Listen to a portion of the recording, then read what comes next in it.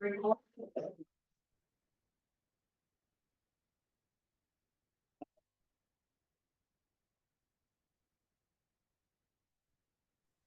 Morning sir. Good morning जी।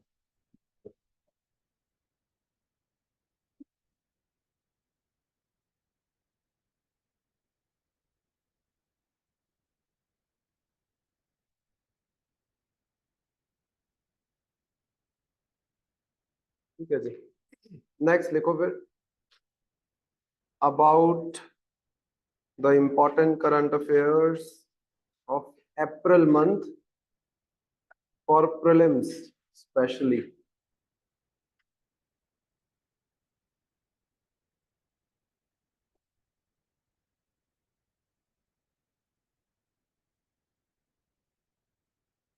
तो पहले तो कुछ इम्पोर्टेंट लोकेशंस के बारे में बात करते हैं जो न्यूज़ के अंदर रही हैं, जो ज्योग्राफी पर्सपेक्टिव से भी आपके लिए इम्पोर्टेंट रहेगी, लेकिन ऑटोमेटिकली जो करंट में आती है उसको ज्योग्राफी में हर एक को हम नहीं पढ़ते हैं, तो वो करंट का ही हिस्सा होता है ऑटोमेटिकली। उन चीज़ों को डिस्कस करते हैं पहले तो।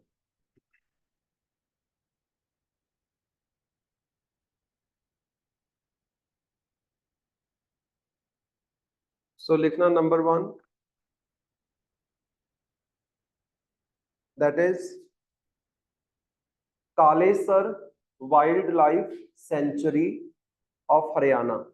Kalesar, KALESAR, Kalesar wildlife century,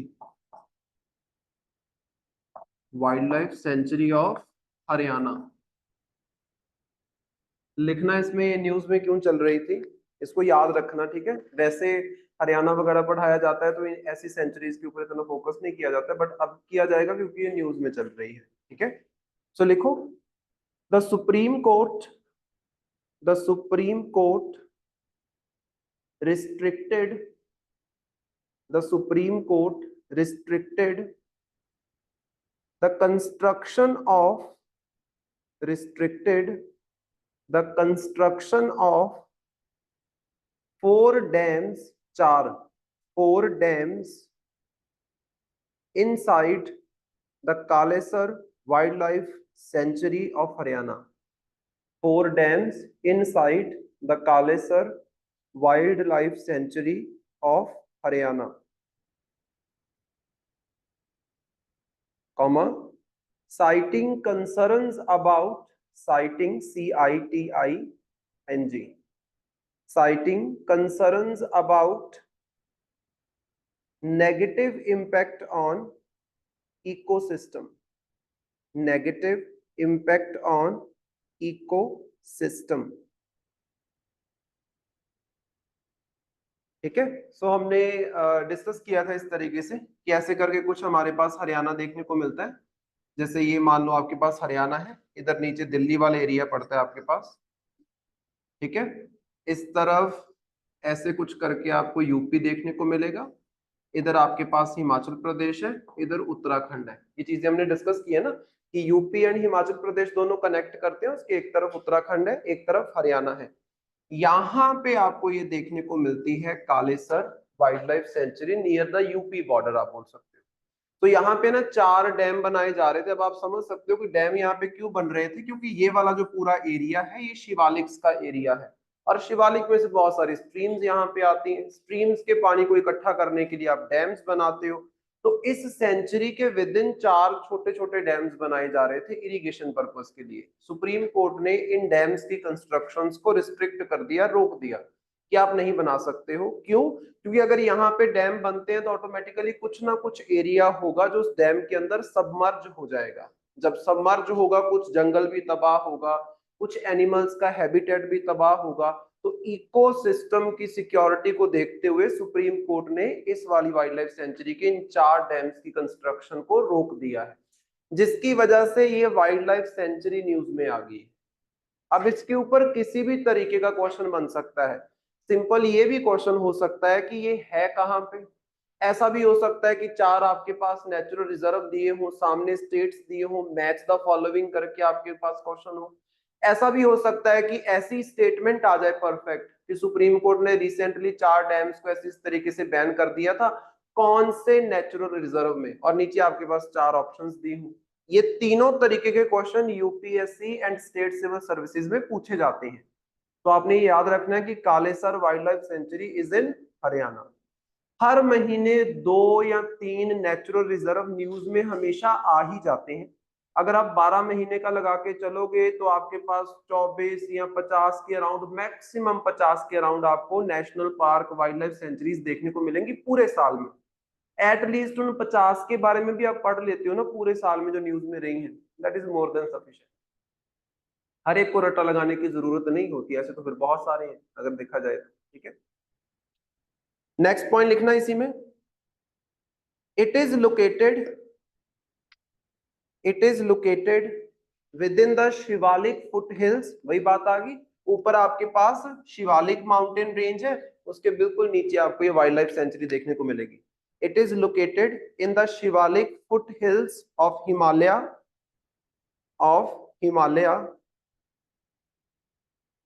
in the Kalesar forest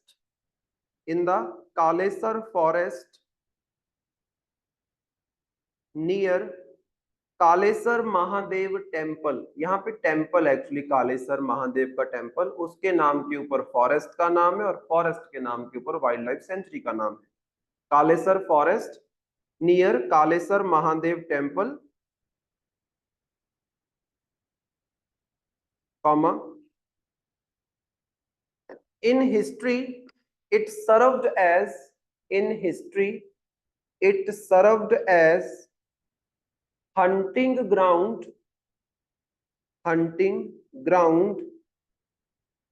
for Mughals and Britishers, hunting grounds for Mughals and Britishers, comma, the historic Kalesar fort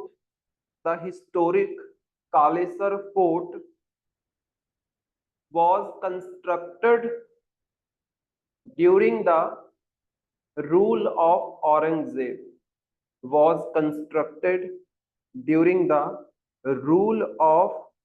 Aurangzeb, तो थोड़ा हिस्टोरिकल पर्सपेक्टिव अगर हम इसका देखें तो इसकी लोकेशन शिवालिक फुट हिल्स में पड़ती है। फुट हिल्स मतलब जहां पे शिवालिक शुरू हो रहे हैं, या तो ऐसे लगा लो या लगा लो कि हिमालय खत्म हो रहे हैं। अगर एंटर करोगे तो शुरू हो रहे हैं, अगर उधर से निकल के आ रहे हो तो खत्म हो रहे हैं। शिवालिक फुट हिल्स में आपको मिलेगा।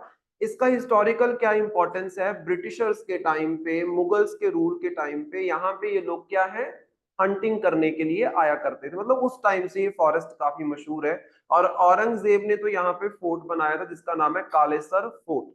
It is important. एक इंपॉर्टेंट चीज और है जो आप याद रखोगे, लिखो, the sanctuary is bounded by Yamuna river, the sanctuary is bounded by Yamuna river to the east,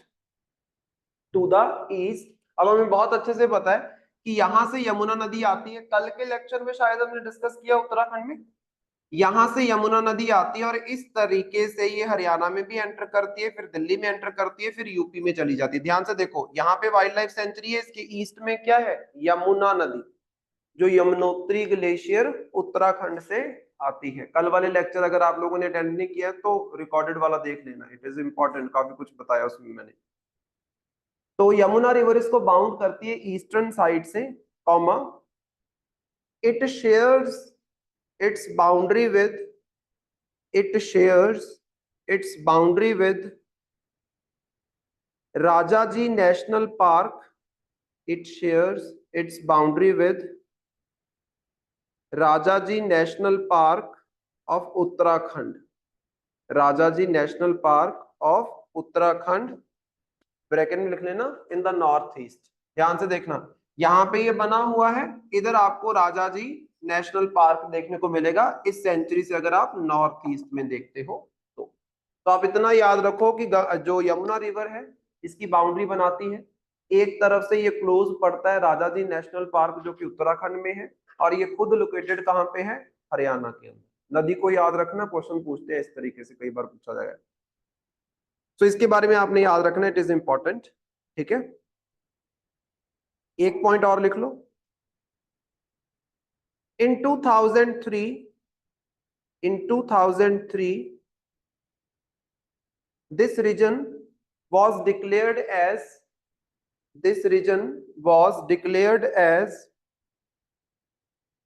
national park.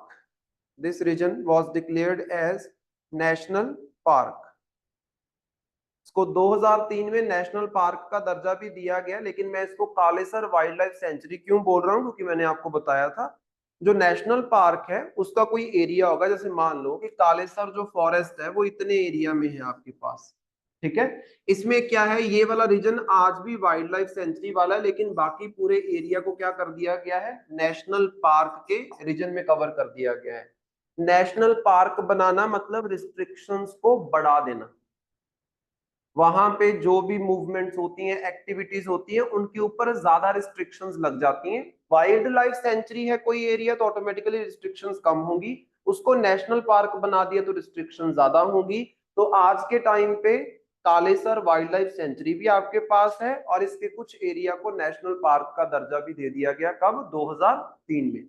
चाहे तो नेशनल पार्क करके आपसे क्वेश्चन पूछे, चाहे वाइल्ड लाइफ सेंचुरी करके आपसे क्वेश्चन पूछे, उसकी जियोग्राफिकल लोकेशन, हिस्टोरिकल इंपॉर्टेंस सब सेम रहने वाला है, ठीक है। And it is among the important national parks of Haryana, ठीक है, इसको आप याद रखोगे। अच्छा, एक पॉइंट इसमें और ऐड कर लो।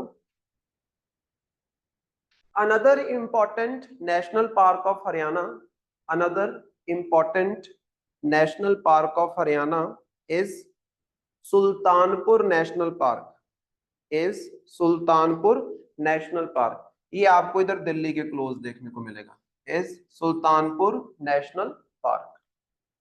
तो इस करंट अफेयर से एक तो हमें कालेसर के बारे में पता चल गया और एक सुल्तानपुर के बारे में पता चल गया कि भाई ये भी यहाँ पे एग्जिस्ट करता है।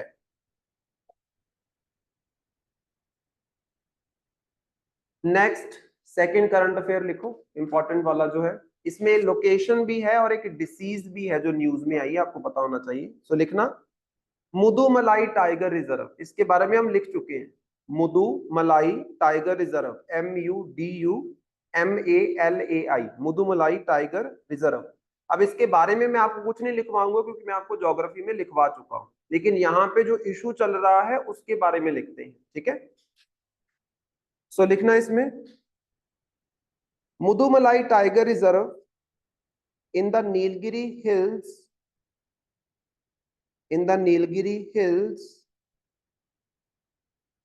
at the tri-junction of Karnataka, Kerala and Tamil Nadu, बताया था ना, Karnataka, Kerala and Tamil Nadu, has been in news due to Menge disease, MANGE, Menge disease, comma, Asiatic wild dogs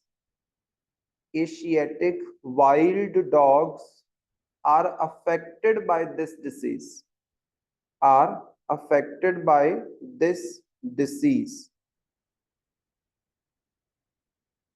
ठीक है। मुदुमलाई टाइगर रिजर्व जो खास तौर पे अगर आपसे कोई पूछ ले कि कौन सी स्टेट में है तो स्टेट आप बोलोगे तमिलनाडु, लेकिन ये ट्राई जंक्शन पे लोकेटेड है। इस तरीके से हमारे पास केरला है, यहाँ पे आपके पास तमिलनाडु है, ये कर्नाटका है, इधर पड़ता है आपका नीलगिरी माउंटेन हिल्स, यहाँ पे लोकेटेड है आपका मुदुमलाई टाइगर रिजर्व। यहाँ पे एक बीमारी फैली हुई है जिसका नाम है मैंगे डिसीज, जो खास तौर पे यहाँ के वाइल्ड डॉग्स जो हैं, जंगली कुत्ते जो होते हैं, वाइल्ड डॉग्स को अफेक्ट कर रही है। अब ये डिसीज है क्या, इसके बारे में एक पॉइंट लिख लो। Mange disease is a skin problem, mange disease is a skin problem caused by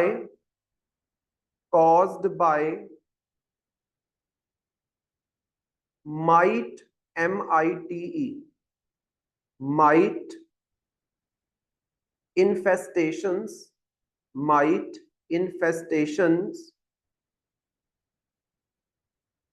might is, जैसे वो सुना है आपने, क्या बोलते हैं जो सर में पड़ती हैं, जुएं, वैसे से छोटे छोटे आप वो तो जहां बोल सकते हो जो छोटा सा स्पाइडर वाला नहीं, तो जो जाला बनाता है, वैसा सा छोटा सा ऑर्गेनिज्म होता है माइट। ठीक है, mite infestation, comma, leading to inflammation, leading to inflammation,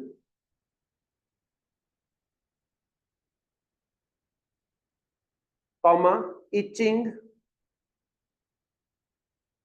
itching, etc. It can be severe. It can be severe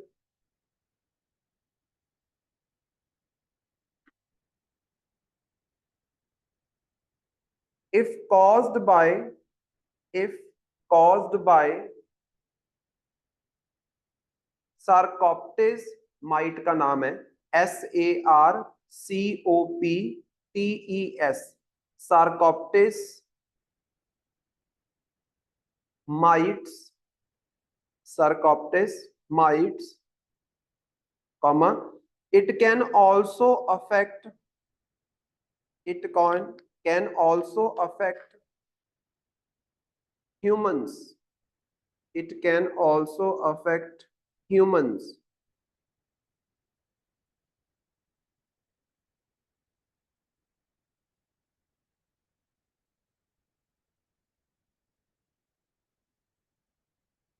ठीक है, हाँ, कम्युनिकेबल डिसीज ये जितनी भी होती है ना, जैसे जुएं होती हैं, जुएं बढ़ नहीं जाती है, एक सर से दूसरे सर में चली जाती हैं, तो वैसे वाला सिस्टम ही है। ये जो माइट्स होती हैं, ये अगर मान लो स्किन के ऊपर प्रेजेंट है, तो वहां पे क्या, ये इन्फेक्शन कॉज कर देती हैं, जिसकी वजह से, जैसे आपने कभी कुत्तों को देखा है, उनके बाल झड़ रहे होते हैं, ऐसे पता नहीं गंदे से बने होते हैं, उनके सारे बाल झड़ जाते हैं और इचिंग होती है ना, खुरक पड़ जाती है, आप बोल सकते हो, टीके लगाते हैं उनके, इसका इलाज हो जाता है। लेकिन मुद्दा ये है कि ये डिसीज फैली हुई है एक टाइगर रिजर्व में। अब जंगल में कौन कौन से कुत्ते को पकड़ के आप इंजेक्शन से लगाते फिरोगे, वो तो घर वाला भी नहीं लगवाता है। एक हमारे वाले को एक बार पड़ी तो उसको लगवाना, वो काट ही गया। तो मतलब it is little tough to treat, आप बोल सकते हो। क्यों? क्योंकि इतने सारे वहां पे वाइल्ड डॉग्स हैं। अब ये बात ये कि अभी तो सिर्फ वाइल्ड डॉग में है, ये दूसरे एनिमल्स की तरफ भी फैल सकती है, पूरी स्किन खराब हो जाती है उनकी, आप बोल सकते हो। स्किन खराब होगी तो और 100 तरह की इन्फेक्शन हो सकती हैं। अगर ट्रीट नहीं करोगे तो मरेंगे, और क्या होगा? अगर वहां पे और इन्फेक्शन और वायरसेस बैक्टीरिया उनकी स्किन में घुसेंगे तो फिर क्या हो जाएगा? मौत भी हो सकती है, आप बोल सकते हो। और ह्यूमंस की तरफ भी ये फैल सकती है, इसको बोलते हैं मैंगे डिसीज। इतना याद रखो, स्किन डिसीज है, स्किन प्रॉब्लम है, आपने देखी होगी, अक्सर कुत्तों को ये पड़ती है, आप बोल सकते हो। और ये माइट्स की वजह से होती है, ठीक है, काफी डेंजरस हो सकती है। सो ये चल रही है कहाँ पे? मुदुमलाई टाइगर रिजर्व में, जो हमें पता है तमिलनाडु, कर्नाटका एंड केरला के बॉर्डर्स पे लोकेटेड है। इसको याद रखना, इट इज इंपॉर्टेंट। एक पॉइंट और लिखो, एशियाटिक वाइल्ड डॉग्स, जिनके ऊपर ये फैल रही है, Asiatic wild dogs are also known as Indian wild dogs, are also known as Indian wild dogs, और रेड वुल्फ, और रेड वुल्फ भेड़िए जो होते हैं, रेड वुल्फ और माउंटेन वुल्फ, अलग अलग नाम से इनको जाना जाता है, और mountain wolf, comma, they are present, they are present in western and eastern ghats, they are present in western and eastern ghats and northeast India, and northeast India, comma, they are endangered species, they are endangered species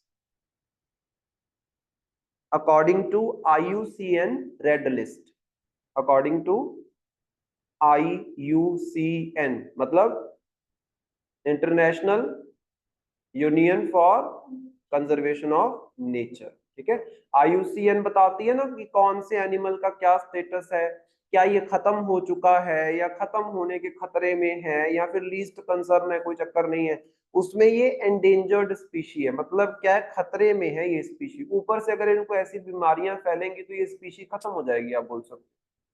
तो ये Asia के wild dogs हैं जो खास तौर पे India वाले reason में आपको अच्छे खासे देखने को मिलेंगे। इंडिया में कहाँ पे?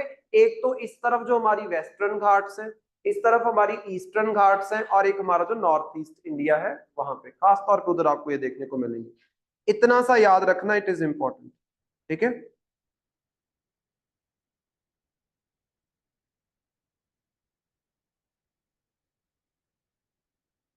नेक्स्ट लिखो।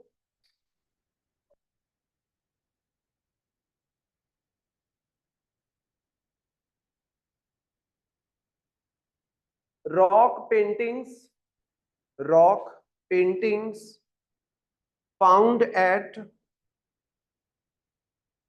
कुमित्ती पाथी village, KUMITTIPATHI, Kumittipathi village of Coimbatore, Coimbatore COIMBATORE, Coimbatore जगह का नाम है, मैंने लिखवाया भी तमिलनाडु में, कोयम्बटोर तमिलनाडु, कोयम्बटोर तमिलनाडु। तो यहाँ पे ना रिसेंटली रॉक पेंटिंग्स खोजी गई हैं। रॉक पेंटिंग्स तुम लोग समझ सकते हो, तुम लोगों ने एंशियंट हिस्ट्री पढ़ी होगी, चलो आर्ट एंड कल्चर अभी नहीं पढ़ा, उसमें भी आप पढ़ोगे।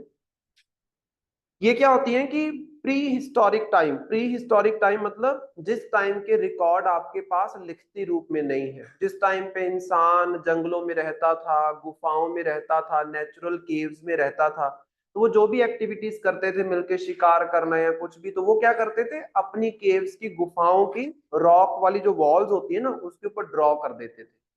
जैसे भीम बेतका की गुफाओं के बारे में आपने सुना होगा, वहां पे आपको रॉक पेंटिंग्स मिली हैं, राइट। उसी तरीके की कुछ पेंटिंग्स खोजी गई हैं, कहाँ पे? तमिलनाडु के कोयम्बटोर के एक विलेज में जिसका नाम है कुमिट्टी पाथी विलेज। इसको याद रखना, इट इज इंपॉर्टेंट कहाँ पे है। तो लिखो इसमें, these paintings belongs to prehistoric, these paintings belong to prehistoric Kongu region. This is very important. Kongu, KONGU, Kongu region, comma, believed to be around 3000 years old, believed to be around 3000 years old, comma, these paintings depict, अब इस painting में क्या दिख रहा है? These paintings depict an elephant, comma, a chariot, chariot मतलब रथ, a chariot, CHARIOT, chariot, and scenes from, scene, SCENES, scenes from the lives of early inhabitants, scenes from the lives of early inhabitants।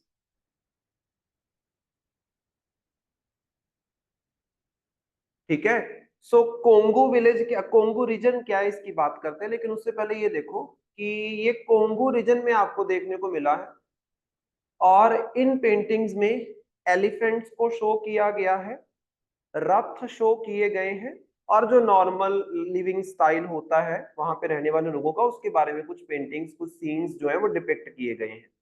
जैसे भीमबेटका की आप जब गुफाएं देखते हो, वहां पे क्या रथ डिपिक्ट किया गया है? नहीं, क्योंकि वो बहुत पुरानी है, ये उतनी पुरानी नहीं है, ये आज से 3000 साल पुरानी है। अगर 3000 साल आप ध्यान से देखो तो आप चले जाओगे 1000 BC में।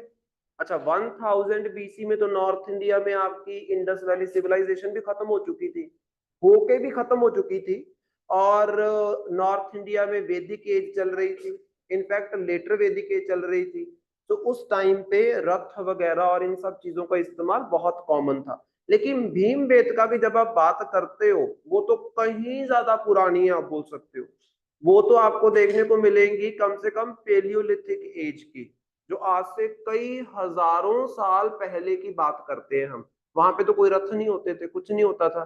लेकिन आज से 3000 साल पहले तो रथ वगैरह बहुत कॉमन थे, घोड़ों का इस्तेमाल बहुत कॉमन था नॉर्थ इंडिया में, तो इसलिए यहाँ पे रथ जो है वो डिपिक्ट किए गए हैं। और यहाँ पे रूलिंग डायनेस्टीज भी होती थी, उनकी भी हम बात करते हैं। सो ये पेंटिंग्स बहुत इंपॉर्टेंट है, इसको आप याद रखोगे। अक्सर कई बार क्वेश्चन पूछा गया मेंस में कि जो प्री हिस्टोरिक पेंटिंग्स होती हैं इनकी क्या इंपॉर्टेंस है, क्या सिग्निफिकेंस है। तो देखो सबसे पहले तो ये सोर्स ऑफ इंफॉर्मेशन है, जो आपको बताता है कि आज से 3000 साल पहले उनकी लाइफ कैसी होगी, क्योंकि प्री हिस्टोरिक है तो लिखा हुआ तो कुछ है नहीं। तो आपके पास सोर्स ऑफ इंफॉर्मेशन क्या है? पेंटिंग्स। उसमें जो डिपिक्ट किया गया वही आपको बताएगा उनकी लाइफ कैसी होती। प्री हिस्टोरिक है, कोई रिटर्न इंफॉर्मेशन उस टाइम के एरा की नहीं है हमारे पास, ठीक है। नेक्स्ट लिखो, the Kongu region, the Kongu region और कोंगो नाडु, द कोंगो रीजन और Kongu Nadu consists consists major portion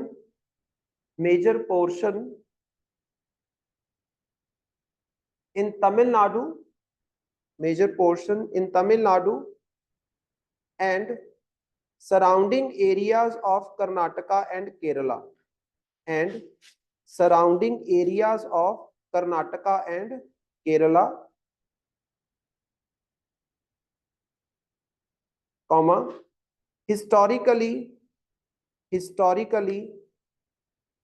it was the seat of, seat मतलब जहां से कोई रूल करता है, गद्दी।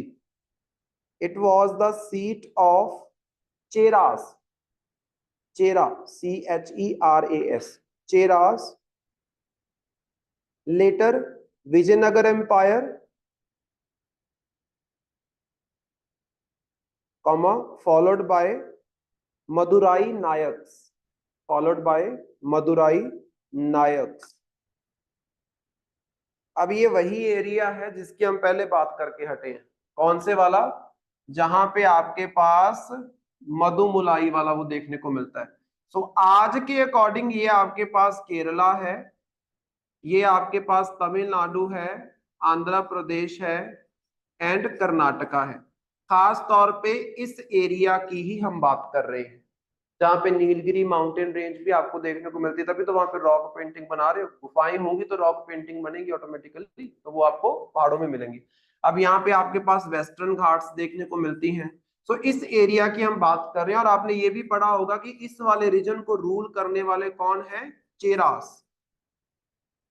चेरास के रूल के बारे में अगर तुम्हें याद हो तो आप लोगों ने जरूर पढ़ा होगा कि अशोका के जो रॉक पिलर इंस्क्रिप्शंस हैं, है ना, major rock inscription, minor rock inscription, वहां पे भी चेरास के बारे में मेंशन है। जब अशोका रूल कर रहा था, अशोका रूल कर रहा था आज से अप्रोक्सीमेटली 2300 साल पीछे, आज से अप्रोक्सीमेटली 2300 साल, 2400 साल पीछे। और ये मैं कब की बात कर रहा हूँ? ये 3000 साल पुरानी है।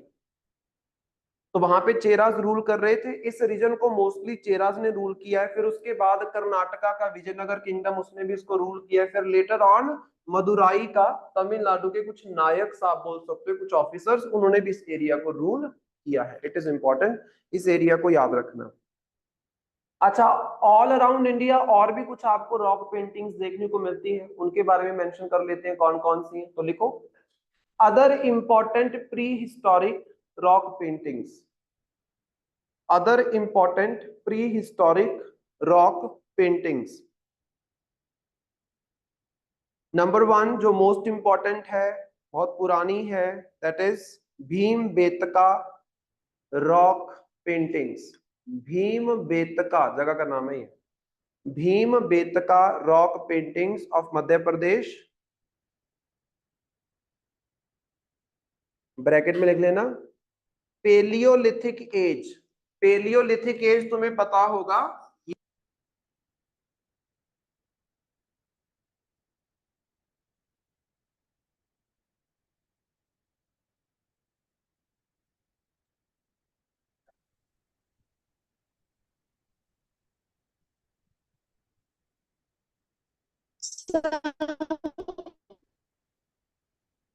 सर आपकी आवाज नहीं आ रही।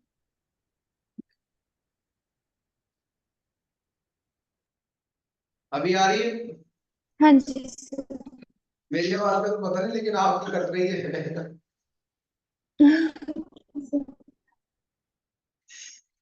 ठीक है जी। तो यहाँ पे जैसे हमारे पास ये जीरो हो जाता है, इधर है 2024, हम यहाँ पे बैठे हुए हैं। इससे थोड़ा पीछे जाओगे तो आपको अलग अलग एराज देखने को मिलेंगे, जैसे फॉर एग्जांपल अराउंड 3500 बीसी से लेके 7000 बीसी। अगर आप देखोगे अप्रोक्सीमेटली, कई बार 10,000 बीसी भी लिख देते हैं, इसको बोलते हैं नियोलिथिक एज। इसको बोलते हैं नियोलिथिक एज, मतलब न्यू स्टोन एज। उससे और पीछे जाओ, अप्रोक्सीमेटली आप बोल सकते हो 40,000 बीसी में चले जाओ, तो उसको बोलते हैं मीसोलिथिक एज। Mesolithic as. अब इससे बहुत पीछे चले जाओ, मतलब जितना पीछे से पीछे जा सकते हो, कितना हो सकता है, मान लो 5 लाख बीसी भी हो सकता है। बहुत पुराना टाइम पीरियड है, मतलब जिस टाइम पे आप बोल सकते हो कि all over the earth majorly बर्फ ही जमी हुई है, क्योंकि वो बर्फ पिघलनी स्टार्ट हुई है इस लास्ट वाले एरा में जाके। फिर हमारे पास मेसोलिथिक आता है, फिर उसके बाद नियोलिथिक आता है, फिर हमारे पास ये चाल्कोलिथिक एज आती है। चाल्कोलिथिक मतलब कॉपर एज आती है, फिर ब्रॉन्ज एज आती है, फिर आज हम यहाँ पे हैं। तो मतलब ये कई हजार साल पुरानी बात है, पेलियोलिथिक जब मैं बोल रहा हूँ। एग्जैक्ट आप टाइम नहीं बता सकते हो कितने हजार साल पुरानी, लेकिन कम से कम अगर आप देखोगे तो 40,000 साल से पिछली बात मैं भी कर रहा हूँ। बहुत पुरानी बात है, बहुत पुरानी पेंटिंग है। So, उस टाइम पे जब ऑल ओवर द अर्थ आप बोल सकते हो बर्फ जमी हुई थी, उस टाइम पे यहाँ पे भीमबेटका में लोग रहते थे। ऐसे आइस एज चल रही थी, आप बोल सकते हो। दूसरी आपके पास है Edakkal caves. Edakkal cave painting. Edakkal EDA double KAL, Edakkal cave paintings. Edakkal cave paintings of Kerala.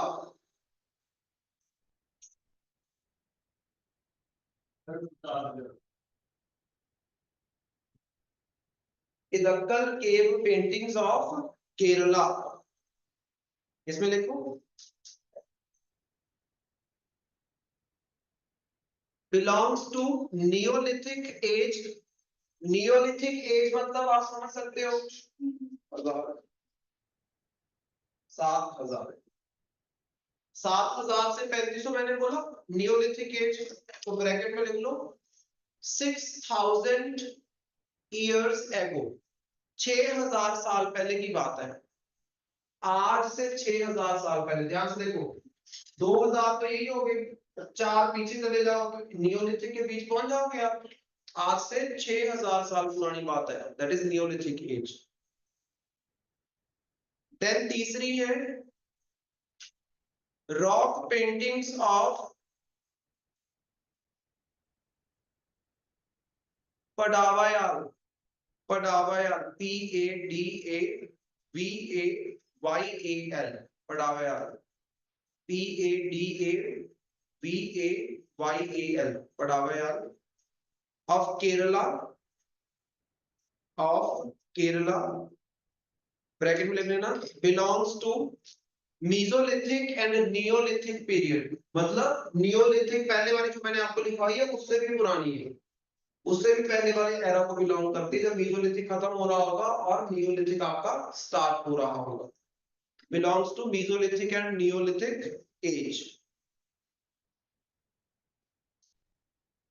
Then rock paintings of Lakhudiyar. Lakhu LAKHUDIYAR, Lakhu दियार। ये आपको मिलती है उत्तराखंड में नियर अल्मोड़ा। लखू दियार, लखू LAKHUDIYAR, दियार, Lakhudiyar near Almora ALMORA, Almora Uttarakhand. ये भी मीसोलिथिक एंड नियोलिथिक एज की है, belongs to Mesolithic and Neolithic age. एक लास्ट और है, वो भी लिख लो।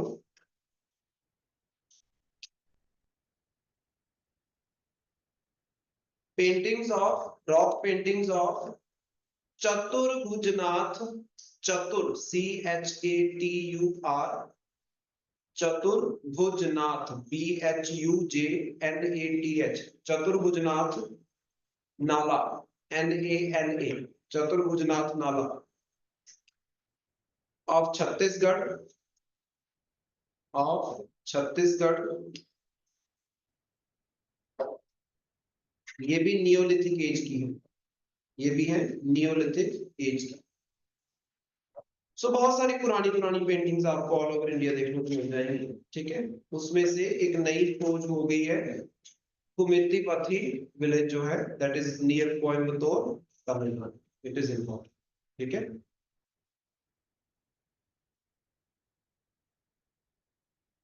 नेक्स्ट करंट अफेयर देखो, इन पेंटिंग्स की लोकेशन के बारे में याद रखना, जितनी मैं लिखवाई है सारी याद रखना, इंपॉर्टेंट है, आर्ट एंड कल्चर से भी इंपॉर्टेंट है, हिस्ट्री से भी इंपॉर्टेंट है, करंट अफेयर में चलो जो नया आया वो तो आएगा।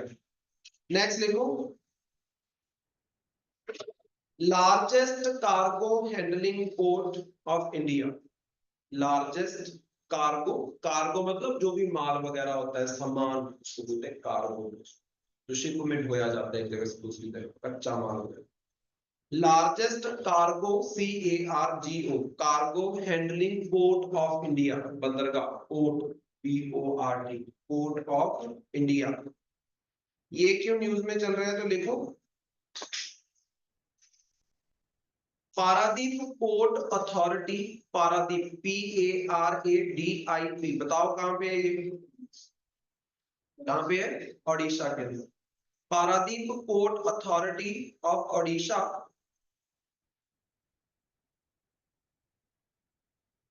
becomes top cargo handling major port of India, becomes top cargo handling major port of India by surpassing, किसको पीछे छोड़ दिया इसने, by surpassing Deendayal port of Kandla, by surpassing Deendayal port of Kandla Gujarat, Kandla Gujarat, ठीक है। सो पहले कांडला जो पोर्ट है गुजरात वाला, याद करो, द्वारका में मैंने आपको बताया था, द्वारका के पास पड़ता है, भी देखते हैं इसको भी। तो वो हमारा सबसे बड़ा कार्गो हैंडलिंग पोर्ट था। अभी कौन बन गया है, पारादीप ओडिशा, ठीक है, ये अप्रैल की बात है। और ये दोनों के दोनों पोर्ट जो है हमारे, ये हैं major ports of India. India में टोटल आपको 13 मेजर पोर्ट्स देखने को मिलते हैं। अच्छा, ये दो की डिस्कशन तो हमने कर दी, पारादीप आपको मिलता है उड़ीसा में, और एक है दीनदयाल पोर्ट, या फिर इसको कांडला पोर्ट भी बोल देते हैं, क्योंकि कांडला नामक जगह पे आपको गुजरात में देखने को मिलेगा। इसके अलावा 11 और कौन कौन से पोर्ट्स लिखो, मुर्मुगांव, मुरगांव नहीं, लिखो फिर कौन कौन से हैं मेजर पोर्ट्स। एक तो आपका यही हो गया कांडला पोर्ट गुजरात में, दूसरा आपके पास है जवाहरलाल नेहरू पोर्ट, ये मुंबई में है, महाराष्ट्र। जवाहरलाल नेहरू पोर्ट महाराष्ट्र। तीसरा है Mormugao port Goa, Mormugao MORMUGAO, Mormugao port Goa. फिर है आपके पास Mangaluru port Karnataka, Mangaluru MANGALURU, Mangaluru port Karnataka. फिर आपके पास है Kochi port Kerala, Kochi KOCH, Kochi port Kerala. फिर है Tuticorin TUTICORIN, Tuticorin port of Tamil Nadu. फिर है Chennai port of Tamil Nadu, Chennai port of Tamil Nadu.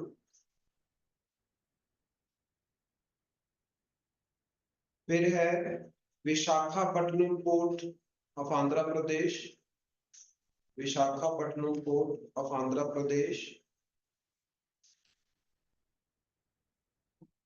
फिर आगे आपका यही Paradip port of Odisha, Paradip port of Odisha. फिर है Calcutta port of West Bengal, Calcutta port of West Bengal. और लास्ट है Port Blair, Port Blair of Andaman and Nicobar, Port Blair of Andaman and Nicobar. ठीक है, हो गए 13, पूरी हो गए 13।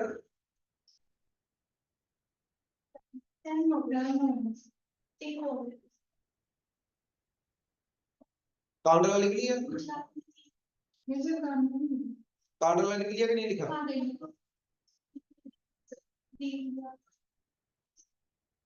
कौन सा रह गया? सारा तो लिखवा दिया। तमिलनाडु में 2 है।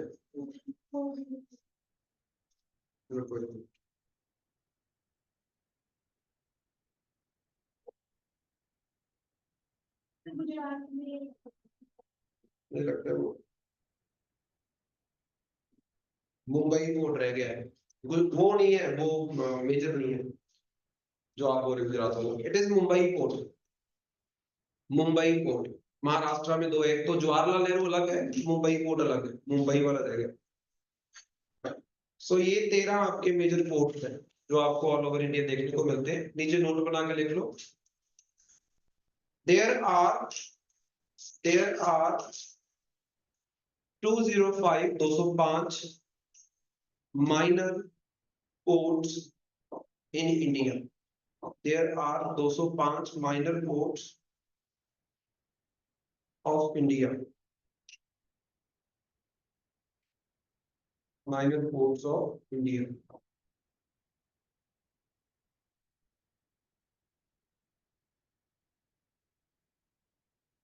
Next देखो, next current affair जो है that is कच्छीवू आइलैंड, कच्छीवू स्पेलिंग देखना, KATCHEEVU,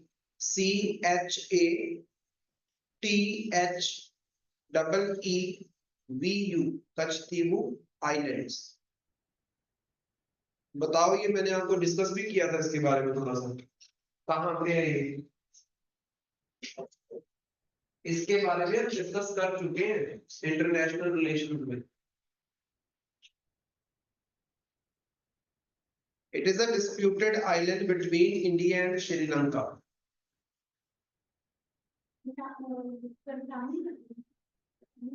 Obviously तमिलनाडु कहीं भी तो है, लिखो इसमें। ये न्यूज में चल रहा था कच्छीवू, ये अक्सर ही न्यूज में रहता है, इसके बारे में कुछ बेसिक पॉइंट्स लिख लो। It is located in the Park Strait. It is located in the Park Strait, PALK, Park Strait, 20 kilometre, park PALK, 50 बार तो लिख रही हूँ इसको। अभी पार्क पार्क बोल रहे हैं, क्या स्पेलिंग है? जब लिखते हो दिमाग बंद हो जाता है, मुझे ऐसे लग रहा है। हमारे पास पार्क स्ट्रेट है, ये वाला area, this is park straight, Sri Lanka and India के बीच में। यहाँ पे आपको इस तरीके से वो भी देखने को मिलता है, दैट इज राम सेतु, आप बोल सकते हो ऐसे से करके, ये कुछ राम सेतु इधर पड़ता है। ये रामेश्वरम है, रामेश्वरम से 20 किलोमीटर दूर है सिर्फ, 20 kilometre from Rameswaram, Tamil Nadu, 20 kilometre from Rameswaram, Tamil Nadu. Rameswaram Shiv ji का टेंपल है, धार्मिक स्थल है, आप बोल सकते हैं, Rameswaram, Tamil Nadu.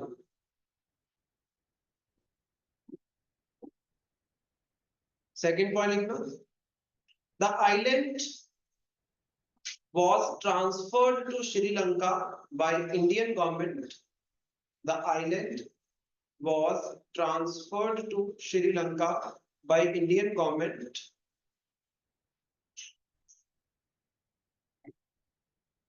In June 1974, in June 1974, by an agreement between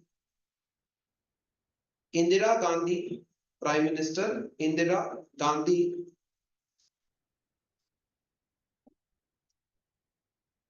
and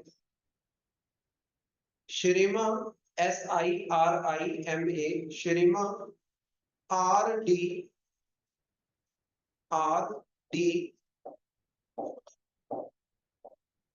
Bandar, Bandara,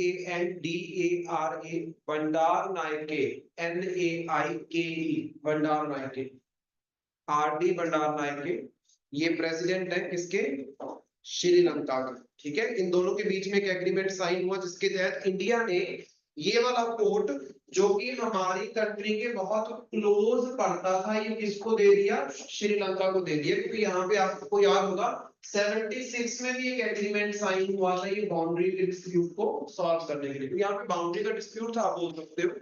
क्या डिस्प्यूट था, वाटर बाउंड्री पड़ती है, कहां तक श्रीलंका के वाटर्स हैं, कहां तक इंडिया के वाटर्स हैं, ऑटोमेटिकली डिस्प्यूट होगा। उसको 76 में सॉल्व किया गया था। उससे पहले 74 में ये वाला जो कच्छीगो आइलैंड है ये दे दिया गया किसको, श्रीलंका को। लेकिन हमारे मछुआरे आज भी इस आइलैंड का इस्तेमाल करते हैं अपने जाल वगैरह सुखाने के लिए, जिसकी वजह से उनको अक्सर इस वाले आइलैंड पे जाना पड़ता है। लेकिन आपने ये आइलैंड तो श्रीलंका को दे रखा है, तो श्रीलंका वाले कभी भी यहाँ पे मुद्दा उठा सकते हैं और वो मुद्दा अक्सर ही देखने को मिलता है। सो लिखो एक पॉइंट और, under the agreement Indian fisherman's, under the agreement Indian fishermen were allowed to dry their nets, were allowed to dry their nets on the island, अपने जाल वगैरह को सुखाने के लिए वहां पे ले जा सकते हैं। to dry their nets on the island and permitted Indian pilgrims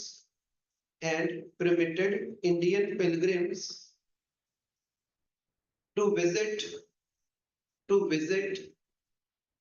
the Catholic shrine,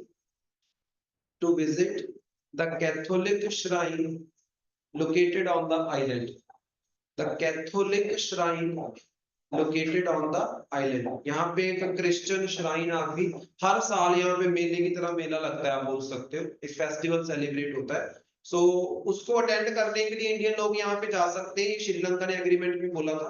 और हमारे जो फिशरमैन हैं वो यहाँ पे जाके नेट वगैरह अपने सुखा सकते हैं, क्योंकि यहाँ पे मछली वो पकड़ते हैं, नजदीक पड़ता है, आप बोल सकते हो। वापिस कहाँ, रामेश्वरम वाली साइड आएंगे तो वहीं पे सुखा लेते हैं। लेकिन अगर आप वहां पे फिशिंग करने लगते हो फिर गड़बड़ हो जाती है। हमारे फिशरमैन वहां पे फिशिंग एक्टिविटीज करने स्टार्ट कर देते हैं, फिर वो पकड़ लेते हैं, जेल में डाल देते हैं। और इस वजह से ये अक्सर ही आपको न्यूज में देखने को मिलता है। इट इज वेरी इंपॉर्टेंट है। हमारे इंडियंस को पकड़ के भी ले हाँ तो वो ले जाते हैं, और क्या करेंगे, वो ऑटोमेटिकली ले जाएंगे ना, जब उनके वाटर्स में घुसोगे तो वो आपको ले जाएंगे, और क्या करेंगे। इंडिया भी तो ऐसे ही करता है। नेक्स्ट लिखो,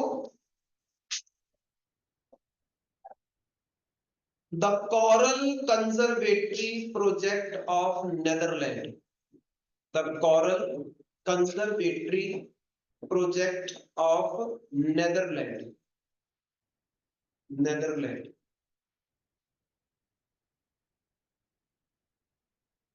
नॉर्थ सी के ऊपर क्वेश्चन आया था ना इस बार, वो इसी वजह से आया था। यूपीएससी में जून में पेपर हुआ ना, जून में क्वेश्चन आया था नॉर्थ सी के ऊपर, वो इसी वजह से आया था, बोल सकते अप्रैल किसी करंट अफेयर की वजह से। तो लिखो इसमें,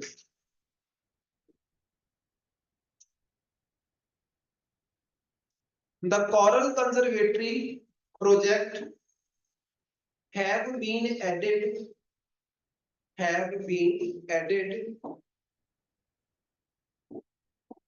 to the largest reef projects of Europe, to the largest reef project of Europe, comma, it was started in It was started in 2019, 2019 from Monaco, MONACO, Monaco, bracket में लिख लेना, a country in Europe, a country in Europe. याद है तुम्हें France के पास पड़ता है ये मोनाको, मेडिटेरेनियन सी में, इटली फ्रांस के पास पड़ता है, अगर याद हो तुम लोगों को, मैंने जब ये समुद्र वगैरह पढ़े वहां पे दिखेगा आपको, जब भी आप बनाते हो ये मेडिटेरेनियन सी इस तरीके से, यहाँ पे आप इस तरीके से इटली बना देते हो, इधर पड़ती है छोटी सी कंट्री, ऊपर ये फ्रांस है, ये इटली है और ये है मोनाको, साउथ यूरोप में देखने को मिलती है Mediterranean Sea. At Monaco, comma, it aims to safeguard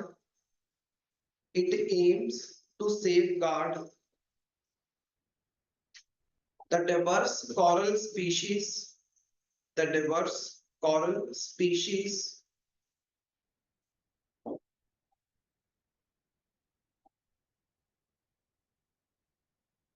so coral species, कल परसों में आपको फोटो दिखा रहा था, ये कुछ ऑर्गेनिजम्स होते हैं जो आप बोल सकते हो मेरीन लाइफ है एक तरीके से।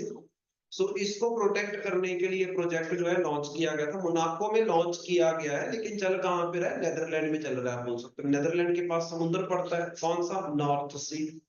सो लिखो next point, the Netherland country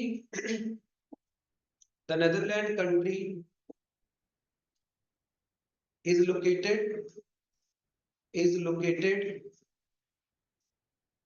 in the northwest of Europe,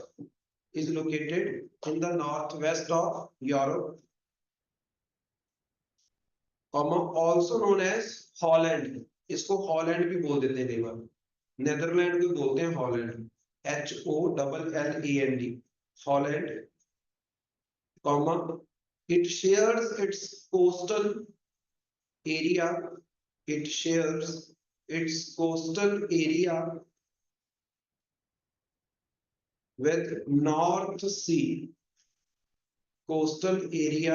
with North Sea, North Sea के साथ इसकी बाउंड्री लगती है। बाकी मैंने आपको लिखवाया था कि नीचे बेल्जियम भी है, फ्रांस भी है, इंग्लैंड भी है, जर्मनी भी है, इन सब का बॉर्डर लगता है किसके साथ, नॉर्थ सी के साथ। तो यहाँ पे ये जो चल रहा था प्रोजेक्ट कॉरल कंजर्वेटरी वाला, इसकी वजह से नॉर्थ से न्यूज में आया था और इसीलिए नॉर्थ सी के ऊपर क्वेश्चन पूछा गया था। नेक्स्ट करंट अफेयर लिखो, द शेंगन एरिया, शेंगन कई इसको सेचेगन भी बोलते हैं, बट इट्स शेंगन, SCHENGEN,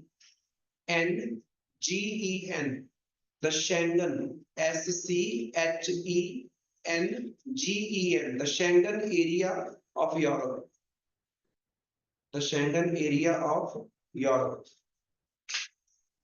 अब ये क्यों न्यूज में आया है, तो लिखना इसमें, Indian citizens can now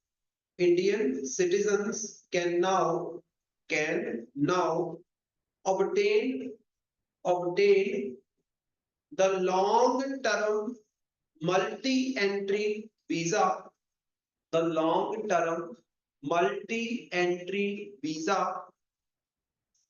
of Schengen region with a validity of 2 years, ठीक है, 2 सालों की वैलिडिटी वाला वीजा अब आपको मिल सकता है शेंगन एरिया का। देखो मल्टी एंट्री वीजा है, मल्टी एंट्री मतलब शेंगन रीजन का अगर आपको वीजा मिलता है तो यहाँ पे 23 कंट्रीज पड़ती हैं याद रखिए, तो एक वीजा मिलेगा 23 कंट्रीज में जा सकते हो। जैसे यूरोपियन यूनियन का वीजा मिलता है तो 27 कंट्रीज है उसमें, वो यूरोपियन यूनियन की 27 में से 23 कंट्रीज शेंगन रीजन में पड़ती है। अब ये शेंगन रीजन है क्या, तो लिखो it is Schengen region is the world's largest free travel area, free travel area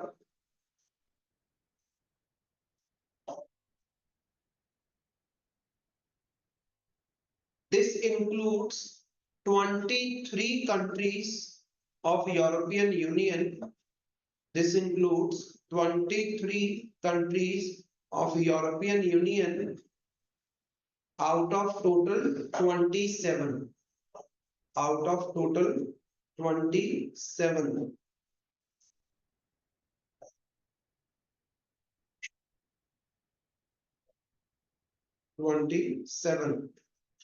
Comma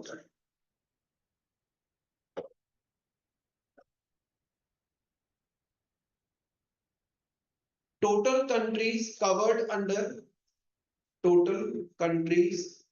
under Schengen region are 29 European countries. Are 29 European countries. So Europe की 29 कंट्रीज आपको शेंगन एरिया में देखने को मिल जाएंगी, जिसमें से 23 कंट्रीज तो कौन सी हैं जो यूरोपियन यूनियन का पार्ट भी है। ऑटोमेटिकली जो बाकी 6 बच गई वो यूरोपियन यूनियन का पार्ट नहीं है लेकिन यूरोप में पड़ती हैं, बोल सकते हो। सो यूरोपियन यूनियन की 27 में से 23 कंट्रीज और 6 अदर कंट्रीज, इन टोटल से मिलके बनता है 29 कंट्रीज का शेंगन एरिया, जहां का वीजा अब इंडियंस ले सकते हैं, और वो भी क्या है, लॉन्ग वीजा बोल सकते हो, multi entry visa. It is important. So ये रिसेंटली न्यूज में आया था, तो यहाँ पे इंपॉर्टेंट हो जाता है शेंगन का एरिया, वो आपको पता होना चाहिए। It is important. नीचे लिखो नोट बना के,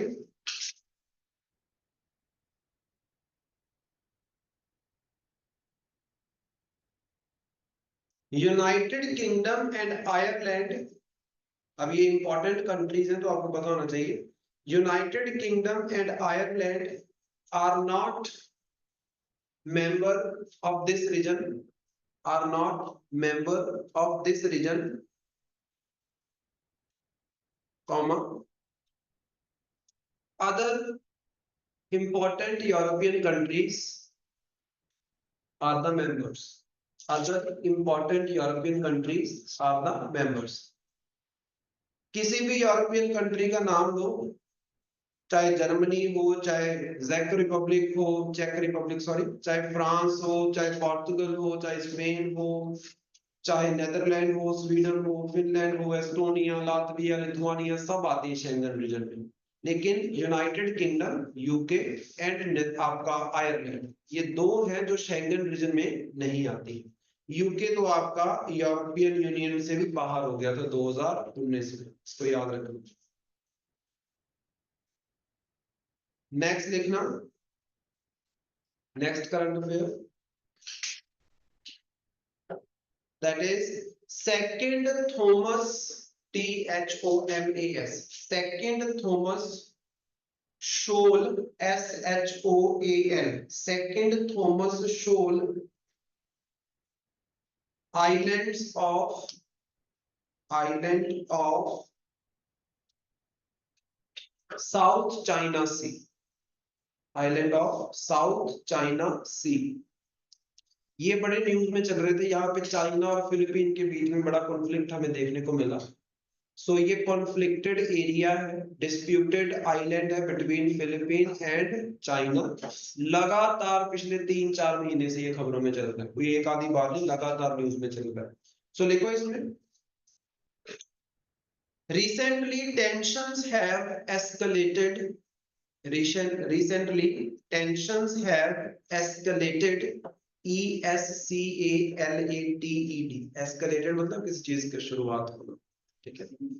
escalated, ESCALATED, escalated at the second Thomas Shoal Island, at the second Thomas Shoal Island between China and Philippines, between China and Philippines,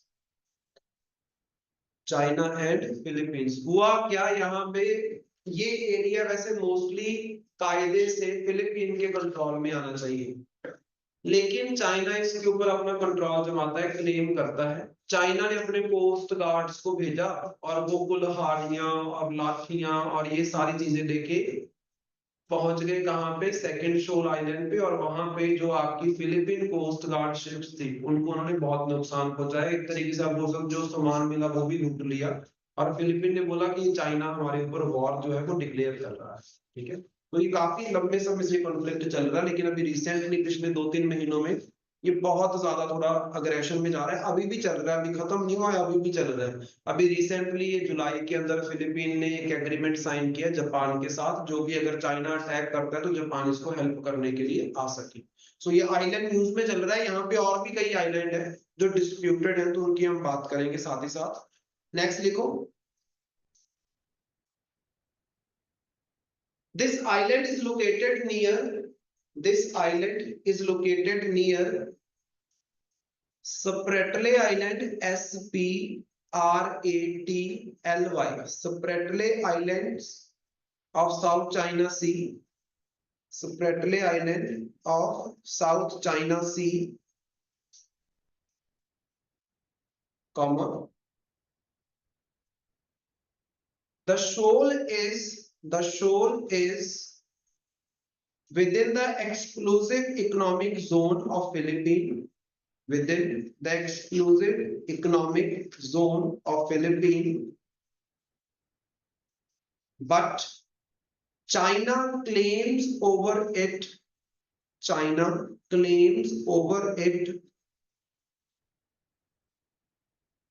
according to their marine boundary, known as Nine Dash Line.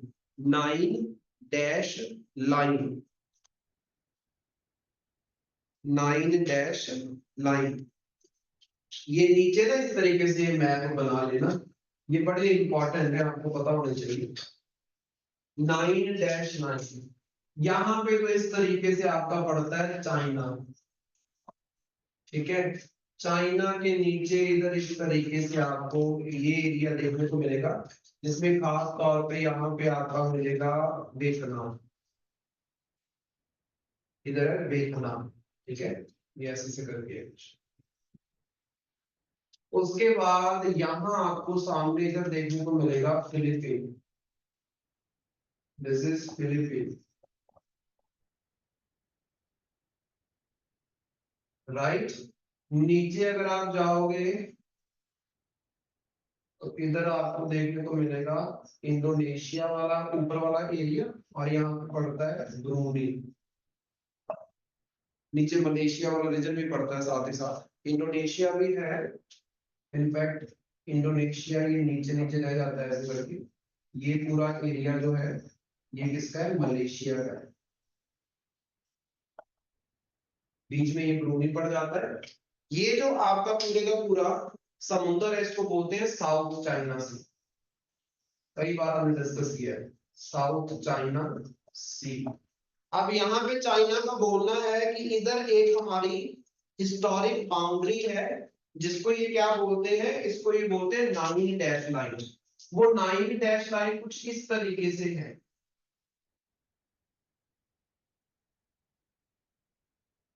वो 9-लाइन कुछ इस तरीके से, इसको बोलते हैं 9-लाइन। China का बोलना है इस लाइन के अंदर अंदर जो भी है वो सब चाइना का है, एज सिंपल एज दैट।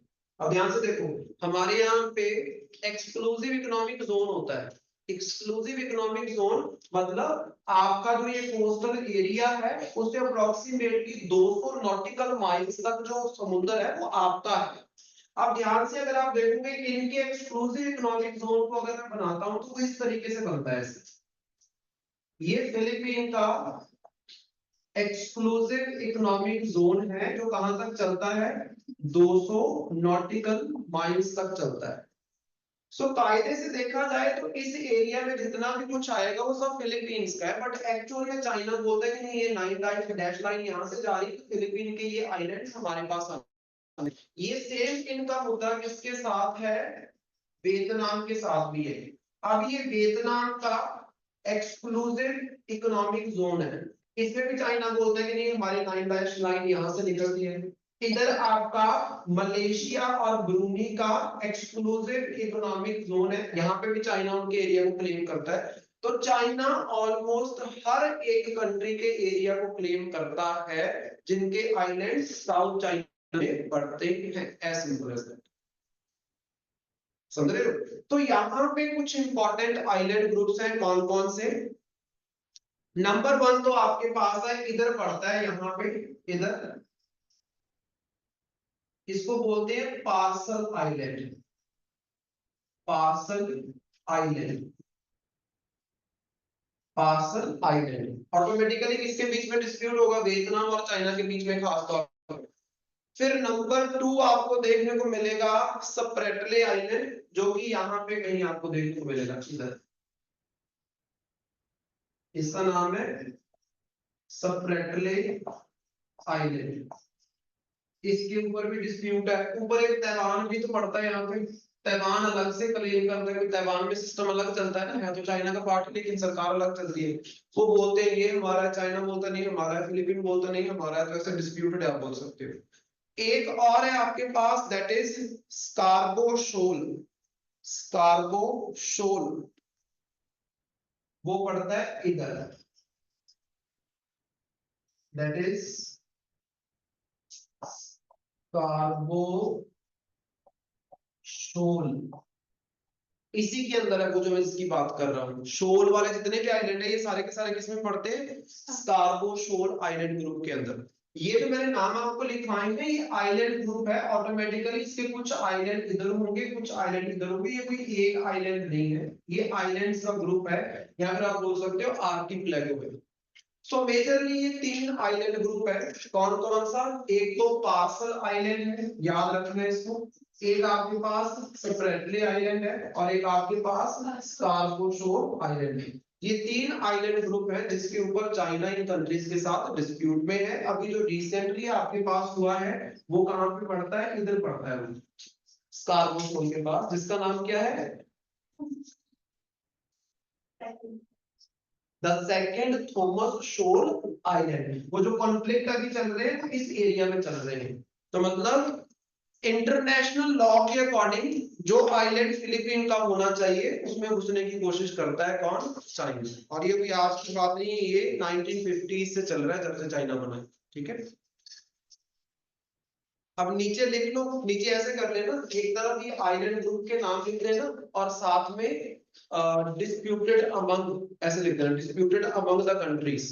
कौन कौन सी कंट्रीज कौन कौन से आइलैंड के ऊपर क्लेम करती है? सर वीडियो नहीं आ रही। एक तरफ लिख लो आइलैंड का नाम, दूसरी तरफ लिख लो पार्टीज इन्वॉल्व या पार्टीज क्लेम।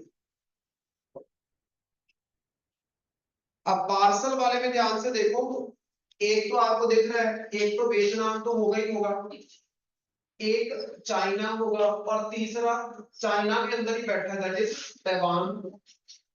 तीसरा कौन है? ताइवान। ताइवान क्यों करता है? क्योंकि एक टाइम पे चाइना का पूरा एरिया ताइवान वाली पार्टी के कंट्रोल में हुआ करता था। 49 तक यहाँ पे रिपब्लिक ऑफ चाइना ही हुआ करता था, आज का people of Republic of China तो एग्जिस्ट ही नहीं करता था। 1949 में ये चाइना का पूरा एरिया कब्जा लिया किसने? माओ जेडोंग ने, और यहाँ पे जो सरकार बैठी थी उसको निकाल के इधर ताइवान में भेज दिया था। तो ताइवान तो पूरा चाइना को मानता है, तो ऑटोमेटिकली चाइना के आसपास जितने एरियाज पड़ते हैं वो भी ताइवान क्लेम करता है। ताइवान को बोलते हैं रिपब्लिक ऑफ चाइना, चाइना को बोलते हैं पीपल्स रिपब्लिक ऑफ चाइना। वहां पे सरकार अलग है, यहाँ पे सरकार अलग है। ठीक है, तो ये ताइवान वाली सरकार को यहाँ से निकाला गया था 1949 में, और फिर जाके आज का चाइना बन रहा है। हाँ जी, रुको रुको। स्क्रीन ब्लैंक हो रही है, इधर से कुछ भी दिख नहीं रहा।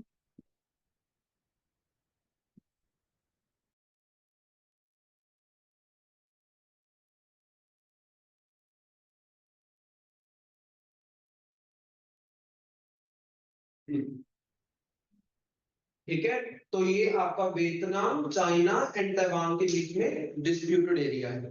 दूसरा है स्प्रेटले, स्प्रेटले आइलैंड। यहाँ पे ऑटोमेटिकली 4 कंट्रीज तो पक्की होंगी, वो कौन कौन सी ध्यान से देखना। फिलीपीन का तो बनता है, ऑटोमेटिकली आएगा। चाइना ने भी आने आना, यहाँ पे चाइना आ जाता है। ताइवान ऑटोमेटिकली आएगा। दो बेफालतू में यहाँ पे क्लेम करते हैं, एक तो है मलेशिया, ये नीचे पड़ता है मलेशिया, और एक इधर पड़ता है बहुत दूर, सेपरेटली से बहुत दूर है, that is Vietnam. Philippine, China, Taiwan, Malaysia, Vietnam, ये सारे क्लेम करते हैं कि सेपरेटली वाला आइलैंड जो है इनका होना चाहिए। देन है स्कार्गो शोल। स्कार्गो शोल 3 कंट्रीज में मेजरली डिस्प्यूटेड है, एक तो वही फिलीपीन, चाइना, और तीसरा ताइवान। ताइवान बहुत दूर है, लेकिन वो चाइना के थ्रू अपना क्लेम करता है। कोई चाइना क्लेम कर रहा है तो ताइवान तो करेगा ही करेगा, क्योंकि ताइवान चाइना के तो पार्ट है, लेकिन सरकार अलग है तो वो अलग से क्लेम करते हैं।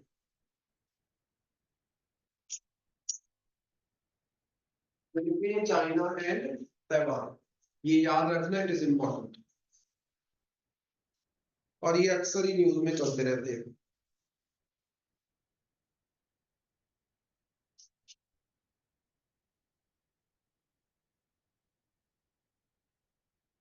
ठीक है जी, नेक्स्ट लिखो।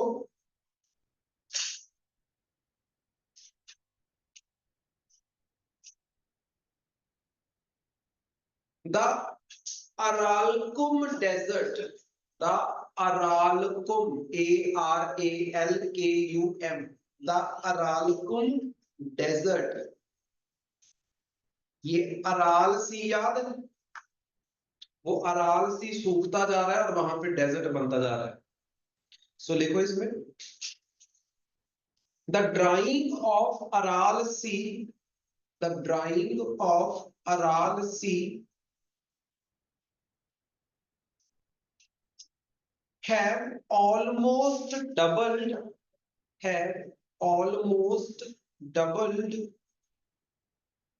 over the past 30 years, over the past 30 years, comma, which led to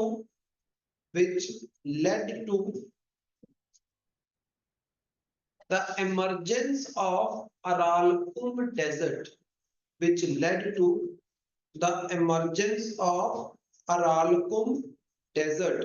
ये सारा मैंने आपको लिखवाया हुआ है, बस ये शब्द याद रखना, अरालकुम डेजर्ट कहां पे देखने को मिलता है आपको? सेंट्रल एशिया में। मैंने आपको 2 यहाँ पे वाटर बॉडीज करवाई थी, अगर याद हो, ज्योग्राफी में करवाई थी। तो इस तरीके से आपको छोटा सा एक देखने को मिलता है सी, जिसको बोलते हैं अराल सी, जिसके एक तरफ है कजाकिस्तान और नीचे है उज्बेकिस्तान, इन दोनों के बीच में ये पड़ता है। सारा लिखा हुआ है हमने अराल सी के बारे में।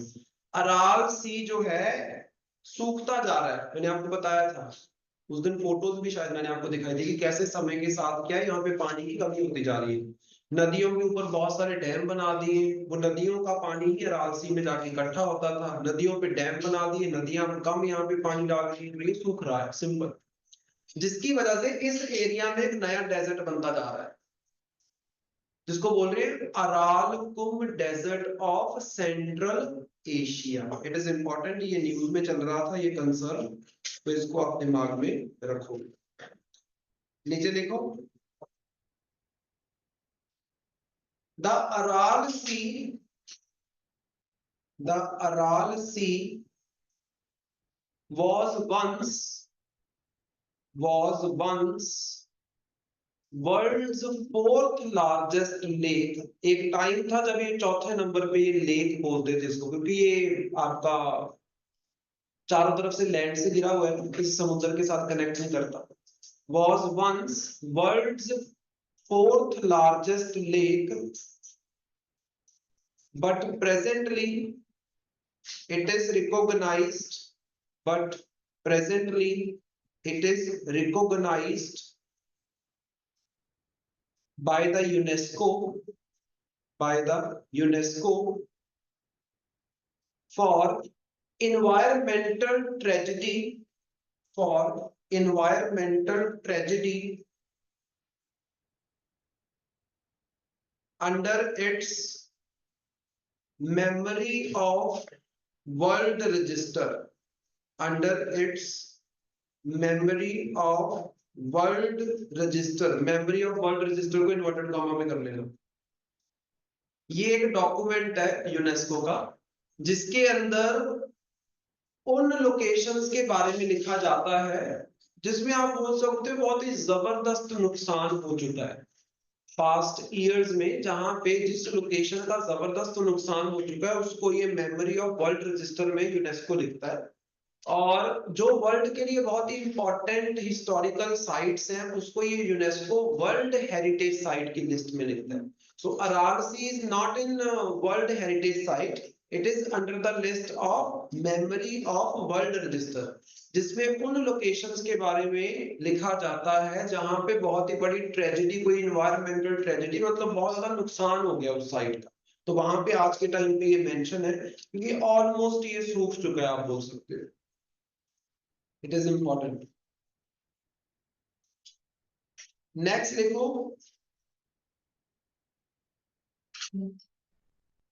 That is Bharati station, that is Bharati station, BHARATI,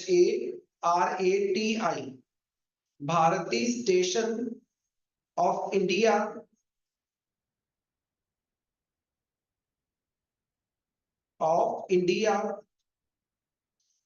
in Antarctica,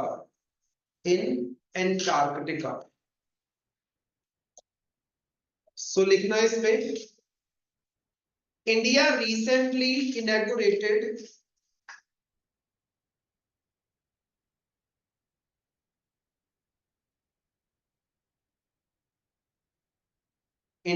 recently inaugurated a post office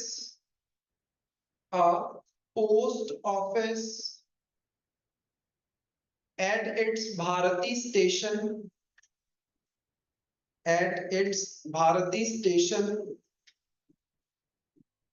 in Antarctica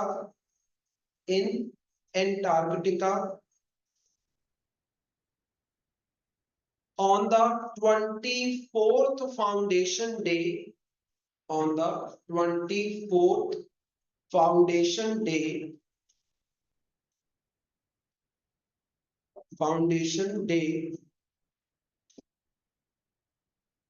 comma,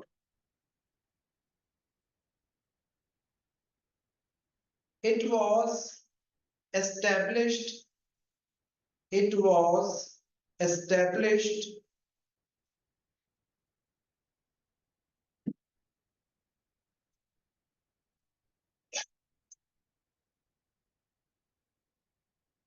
ये मत लिखो, इस लाइन को काटो, ये लिखो,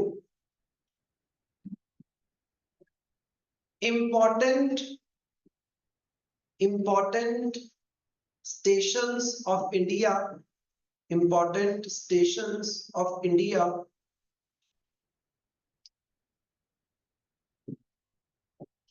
in Antarctica are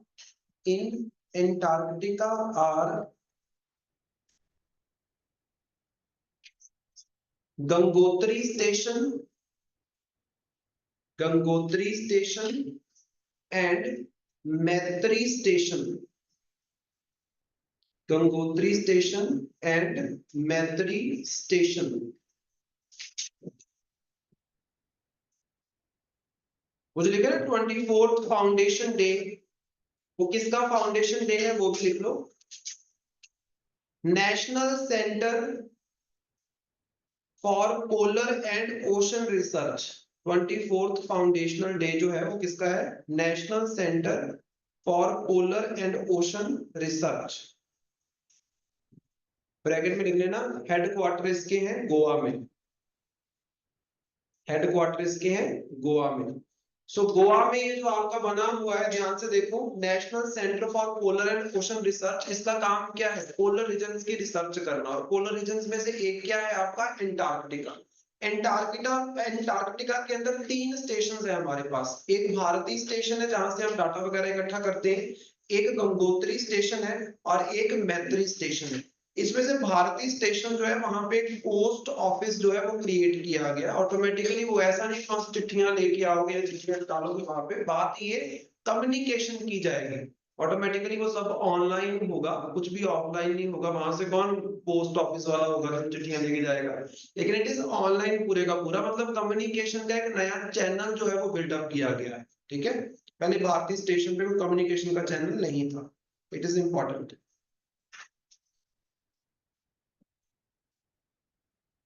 नेक्स्ट लिखना, the Bharati station was opened in 2012. Bharti station opened in 2012,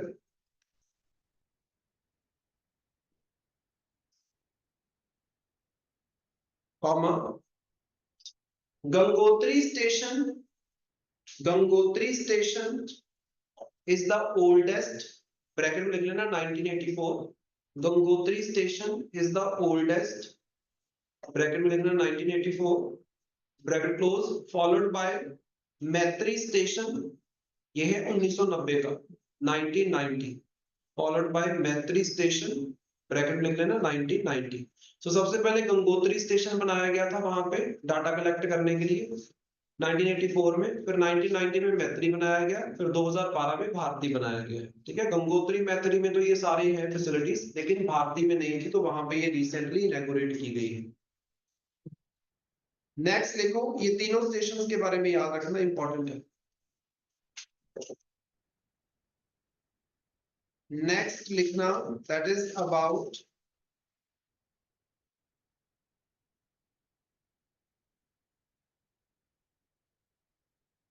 a far triangle AFAR, a far triangle of Africa, a far triangle of Africa. So इसमें लिखना,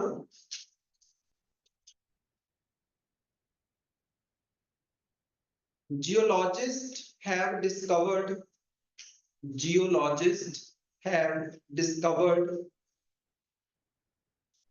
a fault in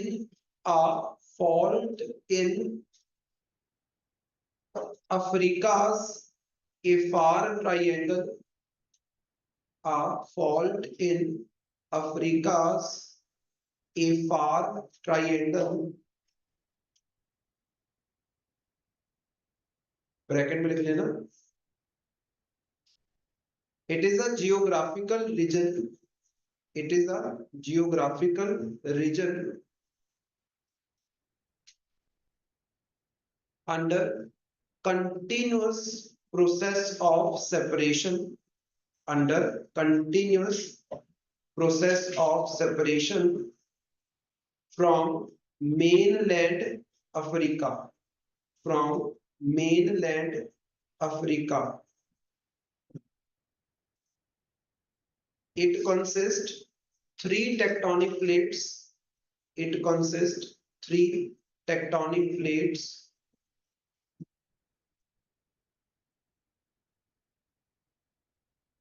Number one, Nubian plate, Nubian, Nubian plate. फिर है Somalian plate, Somalian plate, और तीसरी है Arabian plate, Arabian plate.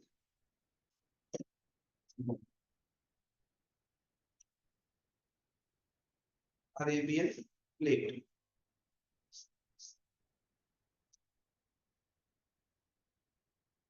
तो हमने कई बार डिस्कस किया है इस बात को, जैसे फॉर एग्जांपल एक दिन पहले भी हम डिस्कस कर रहे थे इसको कि इस तरीके से अफ्रीका बनता है, कुछ ऐसे करके अफ्रीका का ये वाला एरिया, और यहाँ पे आपके पास ऐसे करके है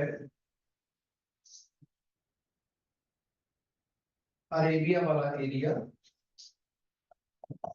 और ये हो गया आपका अफ्रीका।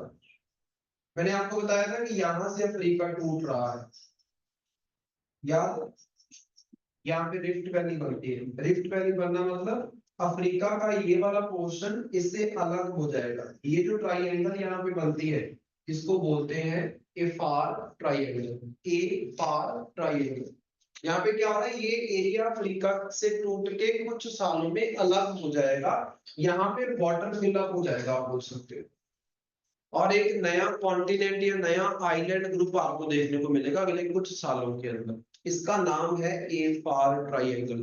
तो ये जो अफ्रीका का आपको ये हॉर्न सा दिखता है, एक तरफ से कॉर्नर सा, ये टूट के अलग होने वाला है, क्योंकि यहाँ पे जो जमीन है इस तरह की पूरी जमीन में क्या है, दरारें पड़ रही हैं, क्रैक्स पड़ रहे हैं, ठीक है, लगातार ये अलग डायरेक्शन में मूव करते जा रहे हैं, ठीक है। नेक्स्ट,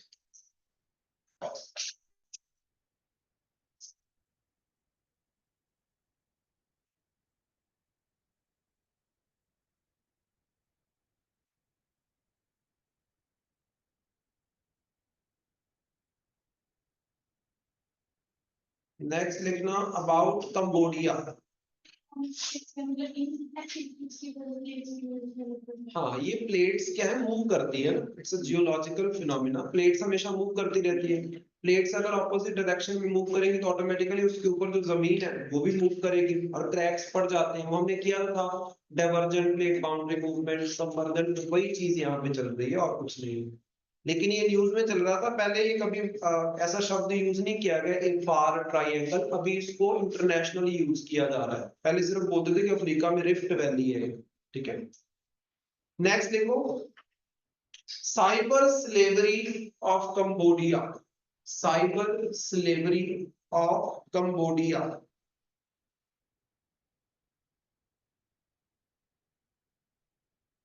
सो लिखना इसमें, hundreds of Indians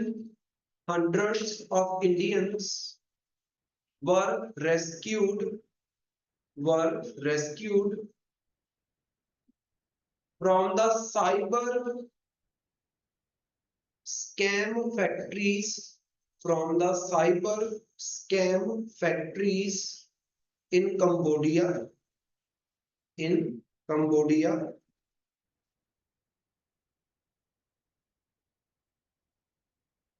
comma, they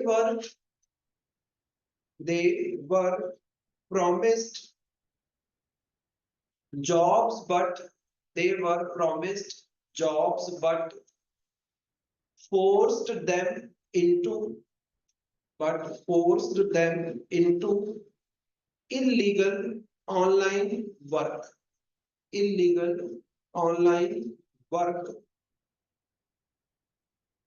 Ranging from money laundering to other scams.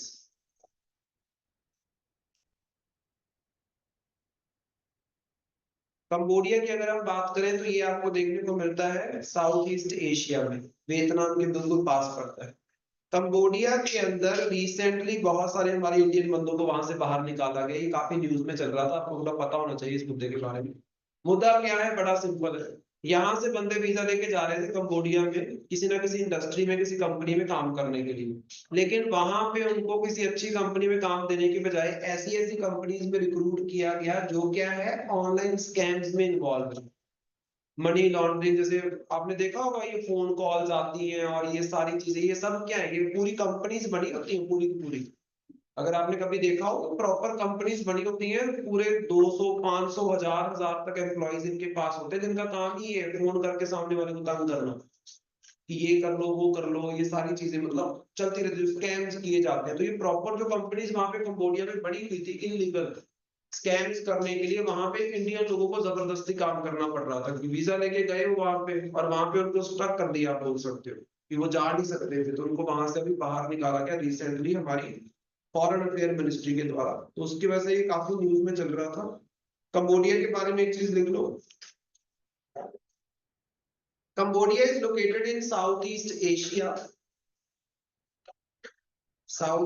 Asia, in the plains of Mekong Delta, in the plains of Mekong, not Delta, Mekong River, and shares coastline with Gulf of Thailand, and shares coastline with Gulf of Thailand। तो अभी जो हमने Vietnam draw किया था इस तरीके से, भाई साउथ चाइना सी की अगर आप बात करोगे तो ये साउथ चाइना सी हो गया, यहाँ पे तो आपका पड़ता है वियतनाम, इधर एक कंट्री पड़ती है इसका नाम है कंबोडिया, ये पूरे का पूरा आपका इधर यहाँ तक क्या है थाईलैंड, ये है आपका मलेशिया, उधर भी है इधर भी है मलेशिया, इसका नाम है गल्फ ऑफ थाईलैंड। और यहाँ पे एक नदी भी मैंने आपको बताई थी मेकॉन्ग रिवर, याद है मेकॉन्ग रिवर, वो कंबोडिया से होके जाती है और इधर इसका जो कोस्टल एरिया है ये किसके साथ लगता है गल्फ ऑफ थाईलैंड के साथ, जो विद इन किसके आता है साउथ चाइना सी के साथ जुड़ता हुआ एरिया बोल सकते हैं, ठीक है हमारे क्लोज ही पड़ता है, कोई बहुत दूर नहीं है। नेक्स्ट देखना cyber slavery, cyber slavery exploit people, exploit people in the digital world, exploit people in the digital world, comma, forcing them into online scams, forcing them into online scams, comma, this is the modern form of, this is the modern form of human trafficking, human trafficking and organized crimes, and organized crimes।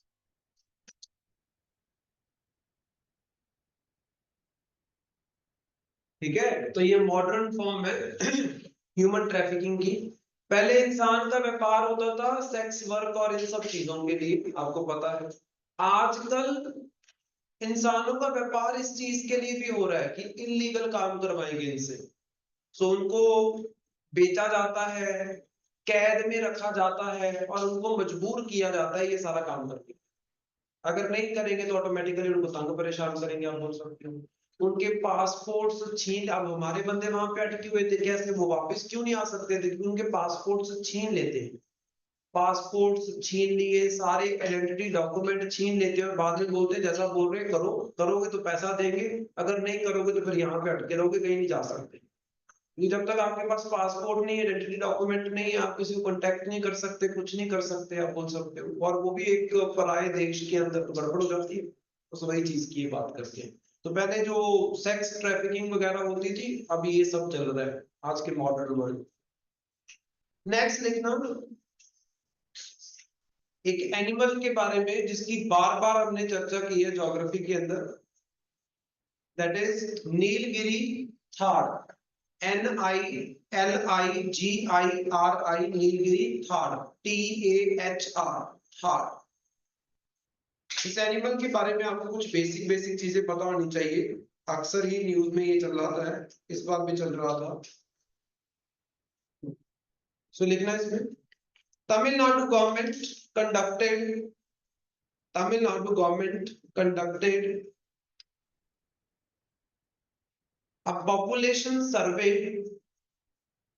conducted a population survey for Nilgiri Thad, TAHR, Nilgiri Thad,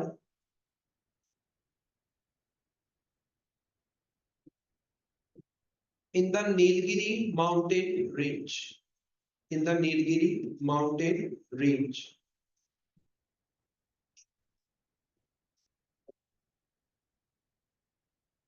तो recently ये लोग एक survey conduct कर रहे हैं इसकी population वगैरह को चेक करने के लिए कि बड़ी है कि कम हुई है, जैसे टाइगर की पॉपुलेशन के लिए करते हैं, तमिलनाडु की सरकार कर रही है। अब नीलगिरी थाड़ के बारे में लिखो क्या इंपॉर्टेंट चीज है। नंबर 1 पॉइंट इसके बारे में लिखना,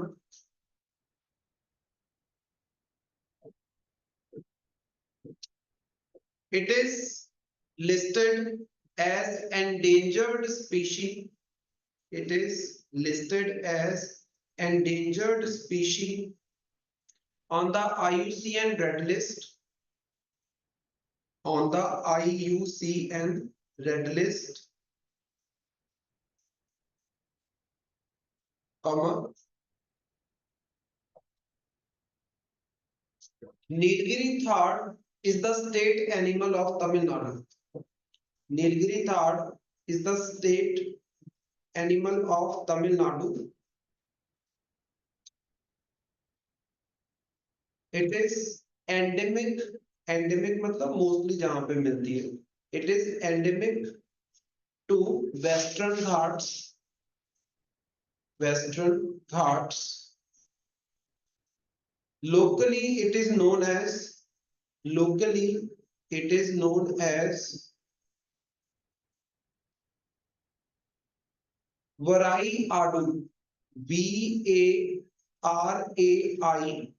double ADU. Varai Adu. VARAI double ADU. Varai Adu. So locally इसको वराई आड़ू बोलते हैं. तमिलनाडु का स्टेट एनिमल है. IUCN के ऊपर एंडेंजर्ड लिस्ट में आता है और रिसेंटली इसके ऊपर एक सर्वे जो है पॉपुलेशन सर्वे वो कंडक्ट किया जा रहा है. नीलगिरी माउंटेन रेंज में मिलता है जो कि आपको कर्नाटका, केरला, तमिलनाडु की बॉर्डर्स पे देखने को मिलेगा. So it is important.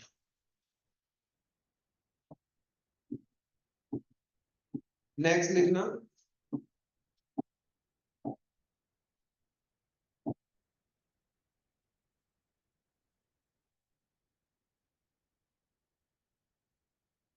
that is Project Ishan. Capital में लिखना ईशान को. ISHAN. Project Ishan. ISHAN. सबसे पहले इसकी फुल फॉर्म लिखो. ईशान की फुल फॉर्म क्या है? It is Indian single sky. Indian single sky harmonised air traffic management. Harmonised air traffic management at Nagpur. At Nagpur ऐसे बनता है ईशान. एट नागपुर. सो लिखना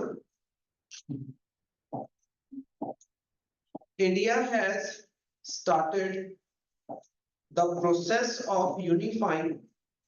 India has started the process of unifying 4 airspace 4 airspace regions of 4 airspace regions of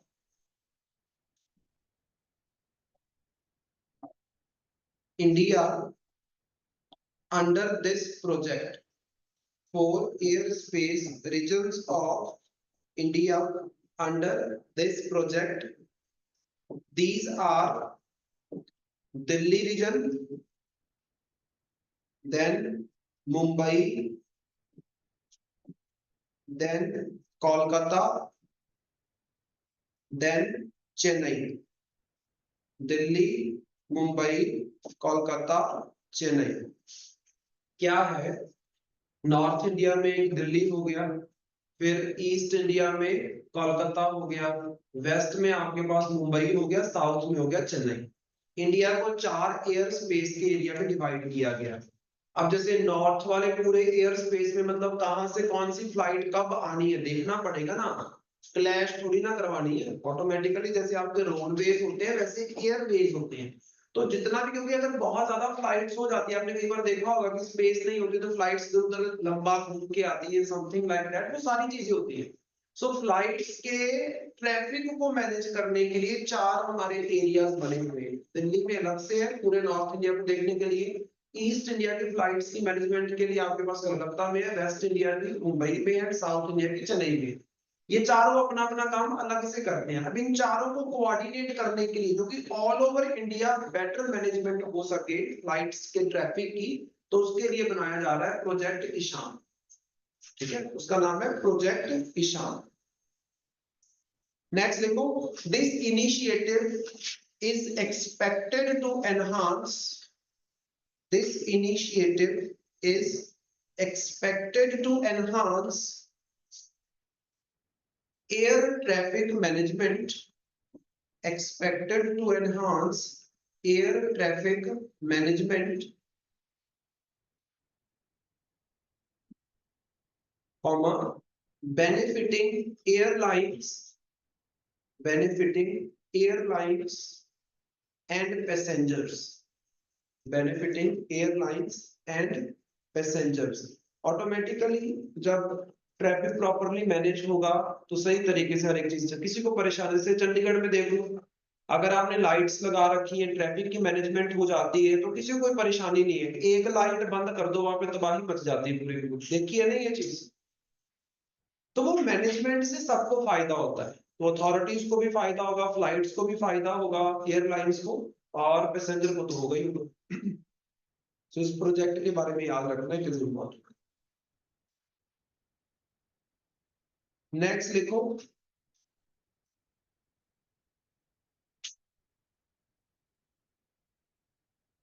that is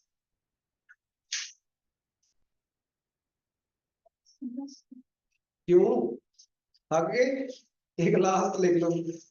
चलो बस करो, जल्दी थक भी जाते हैं, आना तो होता नहीं तुम लोगों ने, एक दिन आकर फिर थक भी जाते हैं जल्दी। Marrakesh agreement, Marrakesh MARRAKESH, Marrakesh agreement, इसके बारे में थोड़ा सा जिक्र हमने इकोनॉमी में किया था, अगर आपको याद हो। माराकेश एग्रीमेंट, सो लिखना, recently WTO, that is World Trade Organization, recently WTO celebrated 30th anniversary, 30वीं एनिवर्सरी है, 30th anniversary of Marrakesh Agreement, of Marrakesh Agreement,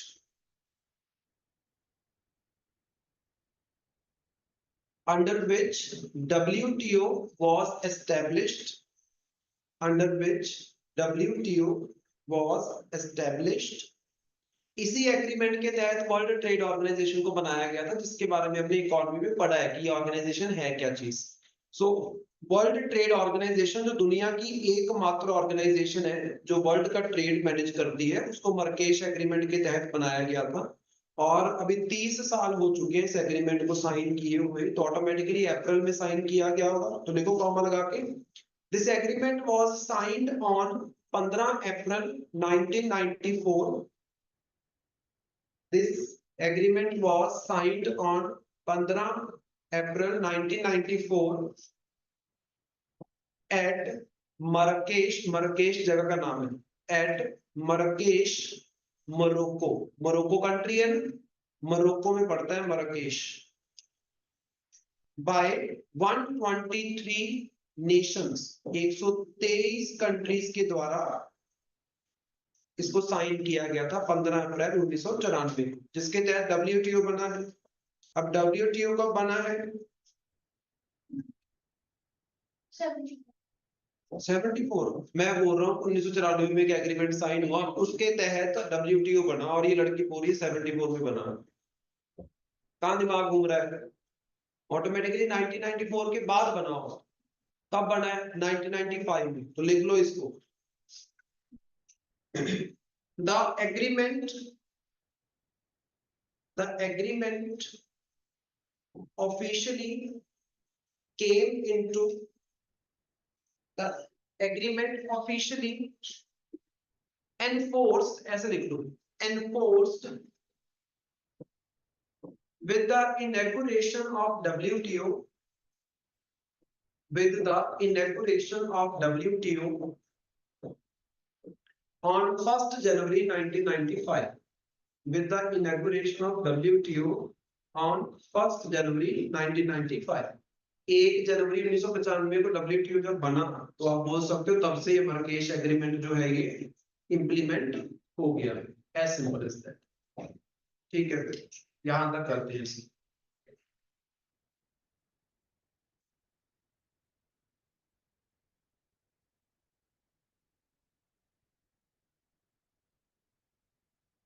जो मैंने आपको मार्च वाले करंट अफेयर की फाइल भेजी हुई है उसको एक बार रीड कर लेना।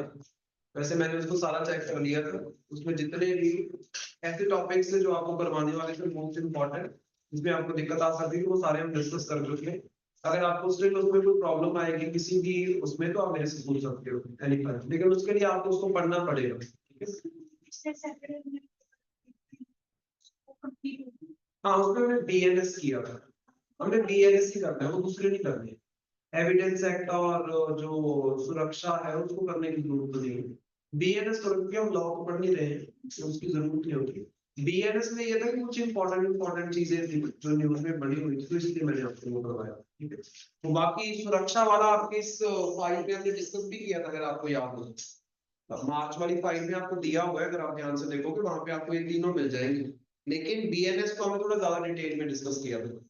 बाकियों के बारे में आप ये इसमें है और हम डिस्कस कर चुके हैं, उसको एक बार देख लो। ठीक है जी, ठीक है, समझ आया मुझे कुछ हाँ ट्रिक? जी। हाँ जी सर। ठीक है जी।